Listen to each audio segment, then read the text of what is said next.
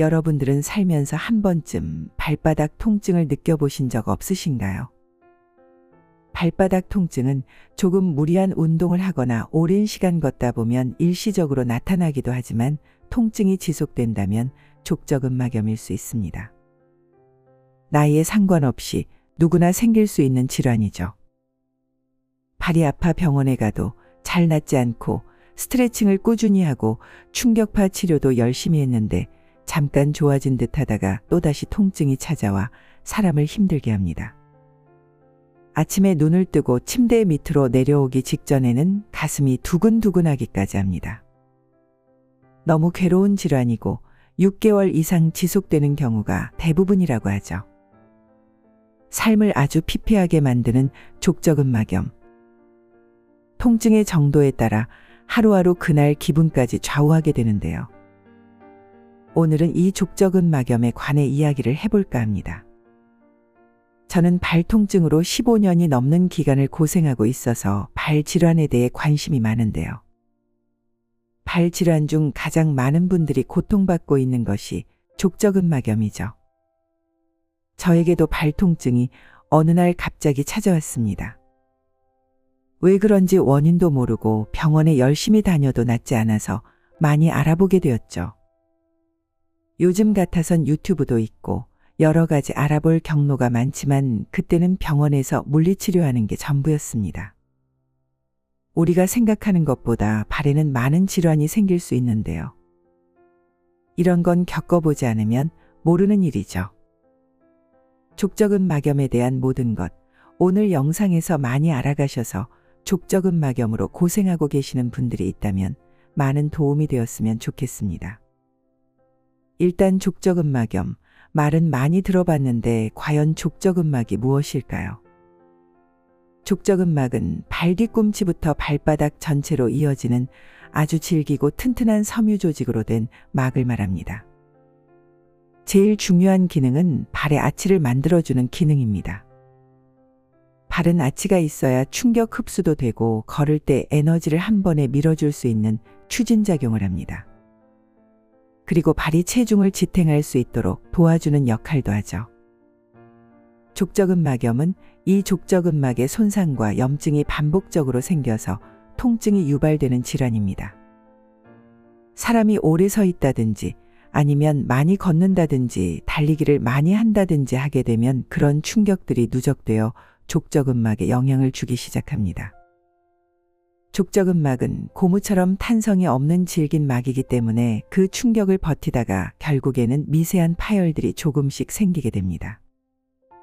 파열된 족저근막은 완전히 재생되기 전에 다음 날 다시 활동을 하면 또다시 미세한 파열이 생기고 그렇게 누적되면 통증이 심해지고 염증이 지속되는 겁니다. 특히 그 파열들이 체중이 실리는 뒤꿈치 쪽에서 주로 생기기 때문에 발 뒤꿈치에 염증이 생기고 통증이 온다고 이해를 하시면 되겠습니다. 그리고 족저근막은 피가 잘 통하는 부위가 아닙니다. 그래서 염증이 생기거나 많이 쓰는 경우 미세한 파열이 생기면서 회복되는 과정이 굉장히 오래 걸린다고 볼 수 있습니다. 일종의 퇴행성 질환으로 생각하시면 되는 것이죠.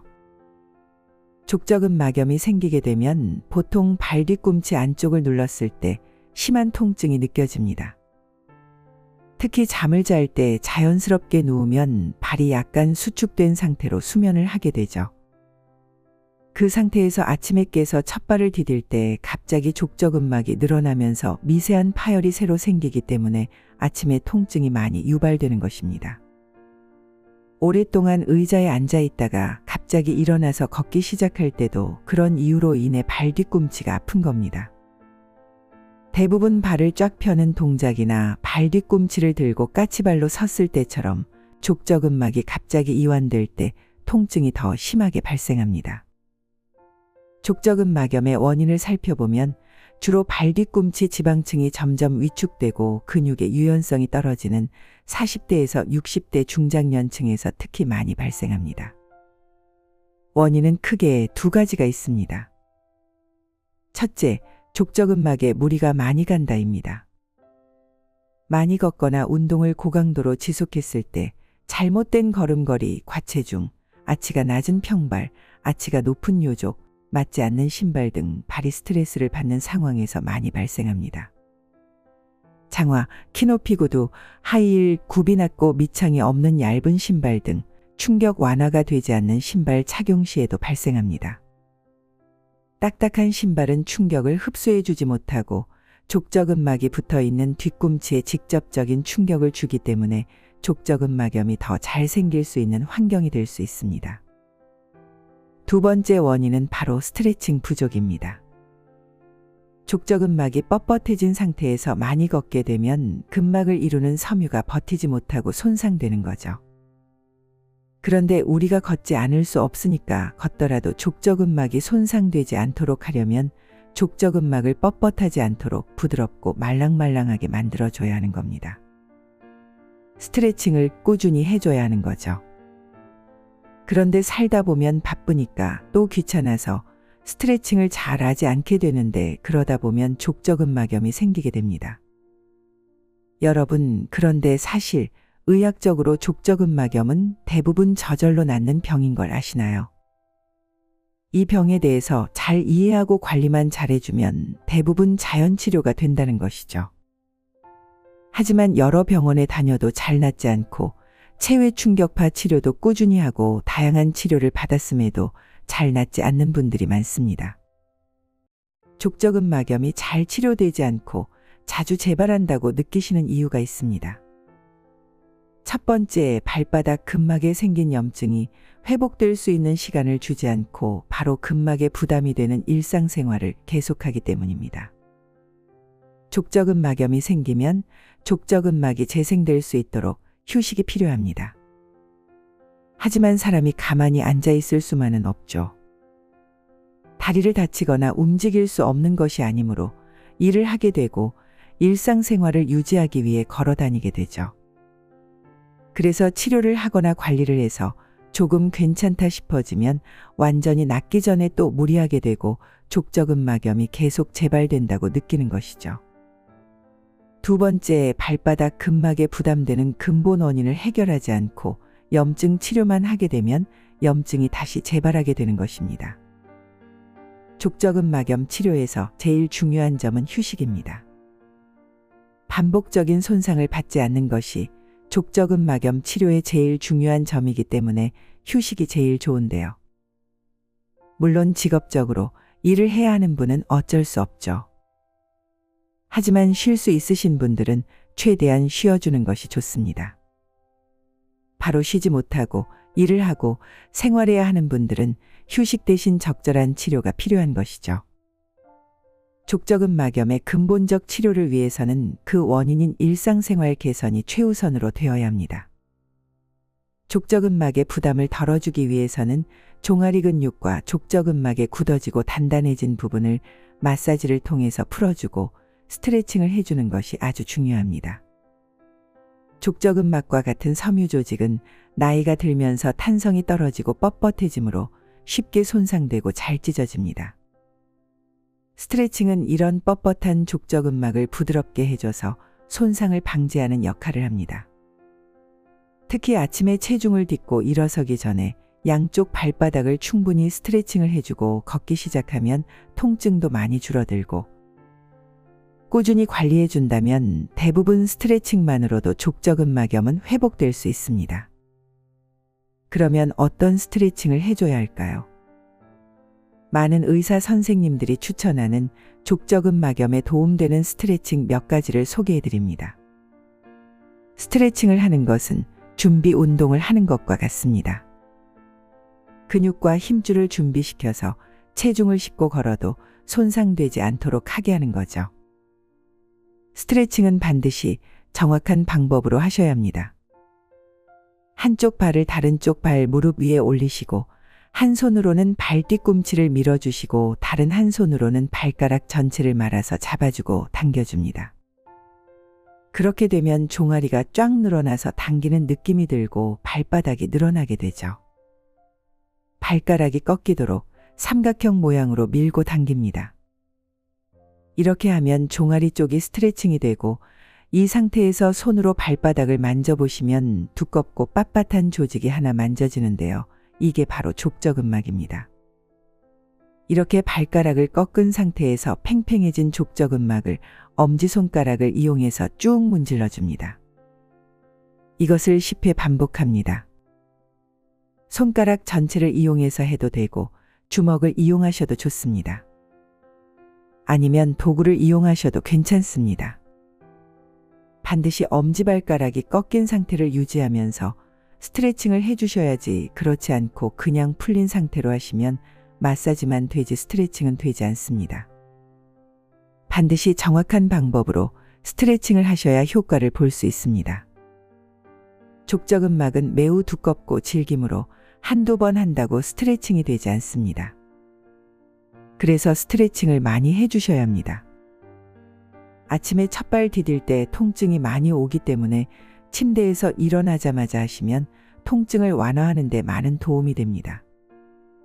그때뿐만 아니라 TV를 보시거나 유튜브를 보실 때, 앉아서 휴식을 취하실 때, 틈날 때마다 많이 해주시는 것이 좋습니다.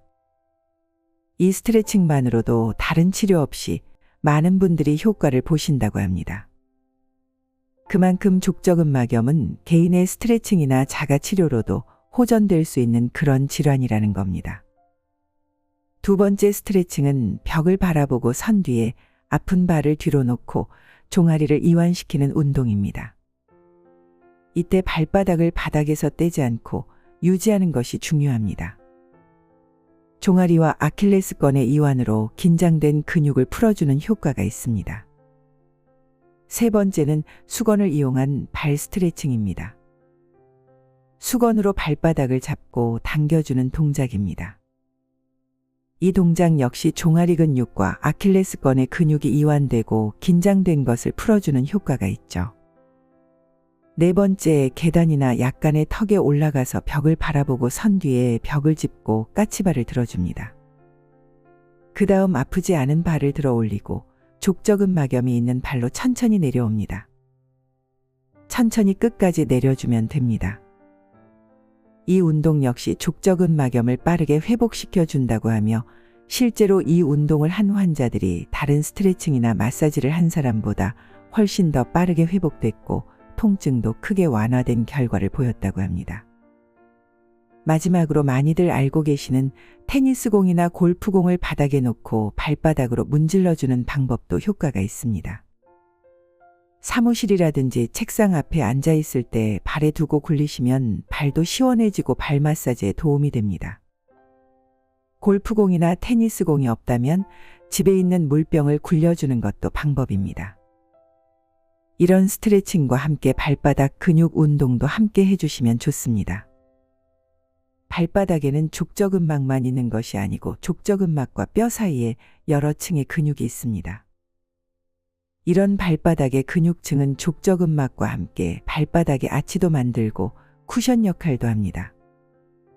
그런데 이 근육들이 약해지면 상대적으로 족저근막이 감당해야 할 무게가 더 증가하게 되기 때문에 무리가 가게 됩니다. 그래서 발바닥 근육을 강화해서 족저근막을 좀 편하게 해줘야 합니다. 발바닥 근육은 대부분 발가락을 구부리거나 벌리는 기능을 합니다. 바닥에 수건을 깔아놓고 발가락만 이용해서 수건을 끝까지 당겨오거나 밀어내는 운동. 그리고 수건을 발가락으로 움켜쥐고 들어 올려 오랫동안 버티는 운동. 발가락을 쫙쫙 벌려주는 이런 운동들을 많이 해주시는 것도 도움이 많이 됩니다. 스트레칭이나 운동의 효과에 대해 의심하시면서 하다가 그만두시는 분들이 많습니다. 그래서 재발하여 다시 병원을 찾는 분들이 많으시죠.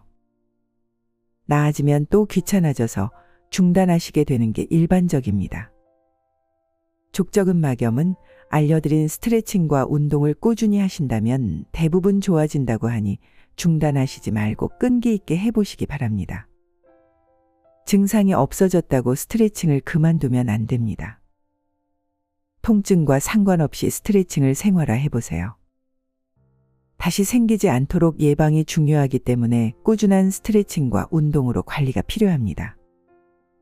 족저근막염의 재발 방지를 위해서는 이런 꾸준한 스트레칭과 운동 이외에도 원인을 해결하는 것이 중요합니다. 제일 중요한 건 족저근막에 무리를 줄 수 있는 생활 습관을 개선해야 하는 것이죠. 적정한 체중을 유지해야 합니다. 늘어난 체중만큼 족저근막에 미치는 스트레스가 증가하기 때문에 통증이 더 커지고 오래 지속될 수 있습니다.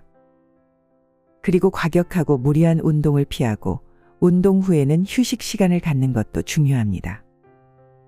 너무 오래 걷거나 뛰는 것 역시 좋지 않은 운동입니다. 발 통증으로 운동하기 힘드시면 수영이나 자전거 타기와 같은 운동은 발을 많이 이용하지 않고 할 수 있는 좋은 운동입니다. 그리고 밖에서뿐만 아니라 집안에서도 푹신한 슬리퍼를 신고 생활하시는 것이 좋고, 잠들기 전에 너무 뜨겁지 않은 온도로 족욕을 15분 정도 해주시면 수면에도 도움이 되고 족저근막염에 도움을 줄 수 있습니다. 무엇보다 발에 자극을 최대한 줄이는 방법을 찾는 것이 제일 좋습니다. 그리고 정말 중요한 한 가지가 더 남아 있습니다. 아무리 스트레칭을 많이 하고 재활 운동을 해도 평상시 자세가 좋지 않다면 빨리 낫지 않습니다. 신발과 신발 깔창의 선택도 중요한 이유죠. 특히 족저근막염이 있을 땐 앞볼이 넓게 나와서 발바닥 근육에 무리가 되지 않는 신발을 선택해야 하고, 안에는 부드럽고 밖은 단단한 족저근막을 잘 받쳐주는 신발을 신어야 합니다. 발아치 부분이 올라와 있어서 아치를 잡아주고 뒤꿈치가 충격 흡수를 하고, 걸었을 때 체중이 분산될 수 있는 좀 푹신한 신발이 도움이 됩니다. 그런데 시중에 나와 있는 신발은 깔창까지 그렇게 신경 쓴 신발이 생각보다 많지 않습니다. 그래서 발아치도 잡아주고 뒤꿈치 충격을 흡수해주는 기능성 깔창을 구매해 신으시면 도움이 될 수 있습니다. 평발이나 요족이신 분들도 이런 기능성 깔창이 좋은 대안이 될 수 있습니다. 마지막으로 족저근막염으로 발 통증이 심하면 냉찜질을 해주는 것이 좋습니다. 아이스팩으로 하루에 15분씩 서너 차례 통증 부위에 대고 찜질을 해주세요. 얼린 물병을 굴려가며 마사지하는 것도 방법입니다. 족저근막염은 재발이 많고 꾸준한 생활 습관을 가져야 치료되고 예방되는 질환입니다. 시간을 많이 투자해야 하는 질환이라는 것을 잊지 마시고, 지루하더라도 건강한 발을 위해 알려드린 방법을 하나씩 꾸준히 실천해 보시기 바랍니다. 이렇게 오늘은 발 질환 중에서 족저근막염에 대해 알아봤는데요. 만약 알려드린 방법 이외에도 여러분들이 효과를 보신 방법이 있다면 댓글로 의견 나눠주시면 정말 감사하겠습니다. 발이 편해야 오래 산다는 말이 있습니다. 발이 건강해야 어디든지 갈 수 있고 운동도 하며 오랫동안 건강하게 생활할 수 있죠. 족저근막염, 여러 병원 찾아다니시며 고민만 하지 마시고 오늘 소개해드린 스트레칭과 함께 발 운동을 꾸준히 하신다면 족저근막염으로 힘들어하고 계시는 많은 분들이 빠르게 회복될 거라 생각합니다. 꾸준한 발 관리 또한 잊지 마세요. 그럼 다음 시간에 또 다른 건강 이야기로 찾아뵙겠습니다. 영상의 내용이 좋았다면 구독, 좋아요 부탁드립니다. 언제나 지혜만리를 시청해 주시는 구독자 여러분의 앞날에 건강과 행복이 가득하길 바랍니다. 감사합니다.